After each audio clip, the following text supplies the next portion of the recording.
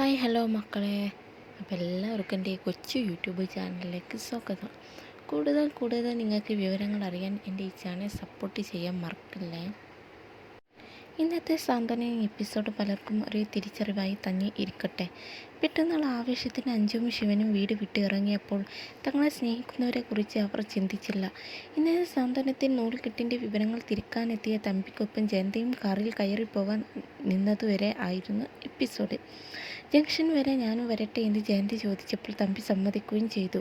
ദേവിയും അപ്പവും ലക്ഷ്മിയമ്മയും ശരിക്കും ഞെട്ടി. പക്ഷെ ജയന്തിക്ക് വലിയ സന്തോഷമായി. പോകാൻ നേരം ശങ്കരനോട് ശിവനും അഞ്ജുവിന് തൻ്റെ ആശംസകൾ അറിയിക്കണം എന്ന് പറഞ്ഞിരുന്നു. അപ്പോൾ വിചാരിച്ചു എല്ലാം അറിഞ്ഞിട്ടാണ് തമ്പി വന്നതെന്ന്. എന്നാലല്ല എന്ന് പിന്നീട് കാറിലിരുന്ന് ജയന്തിയോട് സംസാരിക്കുമ്പോഴാണ് അറിയുന്നത്. വീട്ടിൽ അപ്പുവിനൊരു സഹായത്തിന് കർട്ടാനിയായെ വെച്ചത് ബാലനായിരിക്കുമെന്നാണ് തമ്പി കരുതിയത്. അത് ജയന്തിയാണെന്ന് അറിഞ്ഞപ്പോൾ സന്തോഷമായി. അതിന് പ്രത്യേക പാരിതോഷികം നൽകാം എന്ന് പറഞ്ഞപ്പോഴേ അങ്ങനെയെങ്കിൽ ഇനി ഞാൻ പറയാൻ പോകുന്ന കാര്യം കേട്ടാൽ തമ്പി സാർ എനിക്ക് വാരിക്കൊരു സമ്മാനം തരാൻ സാധ്യതയുണ്ടെന്ന് ജയന്തി പറയുന്നു. കാറ് സൈഡിൽ പാർക്ക് ചെയ്യിപ്പിച്ച് ജയന്തി എല്ലാ കാര്യങ്ങളും പറഞ്ഞു. ശിവനും മഞ്ജുവും എല്ലാവരോടും പിണങ്ങി നാട് വിട്ടു എന്നതിനേക്കാൾ സാന്ത്വനം തറവാട് പണയപ്പെടുത്തി ശിവനും മഞ്ജുവും 30 ലക്ഷത്തോളം എല്ലാവരെയും പറ്റിച്ചു എന്നറിഞ്ഞപ്പോഴാണ് തമ്പി ഞെട്ടിയത്. അപ്പോഴേക്കും നേരം ഇരുട്ടി തുടങ്ങിയിരുന്നു. ശങ്കരനും ദേവിയും അപ്പവും ലക്ഷ്മിയമ്മയും എല്ലാം അപ്പോഴും അവരെയും കാത്ത് ഉമ്മറത്ത് തന്നെ ഇരിപ്പാണ്. അപ്പോൾ പ്രസവിച്ചിട്ട് ദിവസങ്ങൾ മാത്രമേ ആയിട്ടുള്ളൂ. ഇങ്ങനെ ഇരിക്കുന്നത് നല്ലതല്ല, പോയി കിടന്നോ എന്ന് പറഞ്ഞിട്ട് കേൾക്കുന്നില്ല. ലക്ഷ്മിയമ്മയും വീൽ ചെയറിൽ ഇരുന്ന ഇരിപ്പിൽ തന്നെയാണ്.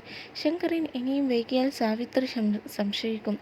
ആട്ടിപ്പിടിച്ച് എങ്ങോട്ട് വന്നാൽ എല്ലാം അറിയും.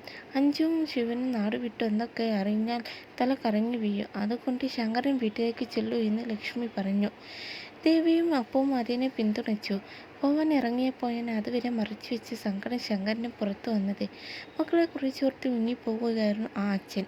പ്രായമായ തന്നെക്കുറിച്ചോ അസുഖക്കാരിയായ അവളുടെ അമ്മയെക്കുറിച്ചോ ഒന്നും ചിന്തിച്ചില്ലല്ലോ എന്ന് പറഞ്ഞ് ശങ്കര കരഞ്ഞു. അപ്പവും ദേവിയും ലക്ഷ്മിയമ്മയും എല്ലാം കരഞ്ഞുപോയി. അതേസമയം നേരെ ഇരുട്ടുന്നത് വരെ അമ്പലത്തിലെ പാറപ്പുറത്ത് തന്നെ ഇരുന്ന അഞ്ജുവും ശിവനും അവസാനം ഒരു തീരുമാനമെടുത്തു.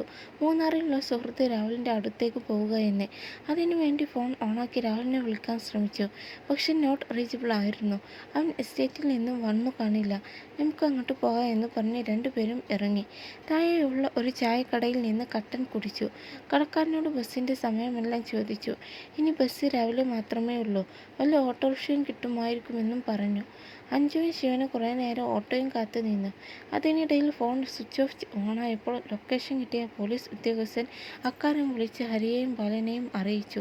ലൊക്കേഷൻ മാപ്പ് കിട്ടിയതോടെ അവർ രണ്ടുപേരും അങ്ങോട്ടും പുറപ്പെട്ടു. കുറേ നേരം നിന്നിട്ട് വണ്ടി കിട്ടാതായതോടെ ശിവനും അഞ്ജുവും വീണ്ടും കാരൻ്റെ അടുത്തെത്തി. നടന്നയച്ചു കഴിഞ്ഞാൽ വണ്ടി കിട്ടാൻ പ്രയാസമാണ്. സ്ഥിരനായി പോകുന്ന ലാസ്റ്റ് ബസ് ഇന്ന് ഉണ്ടായിരുന്നില്ല. കുറച്ച് ദൂരം നടന്നാൽ ബസ്സോ ഓട്ടോറിക്ഷയോ കിട്ടൂ എന്ന് അയാൾ പറഞ്ഞു. അതുവരെയാണ് ഇന്ന് നമ്മുടെ സാന്ത്വനം സീരിയലിലെ എപ്പിസോഡ്.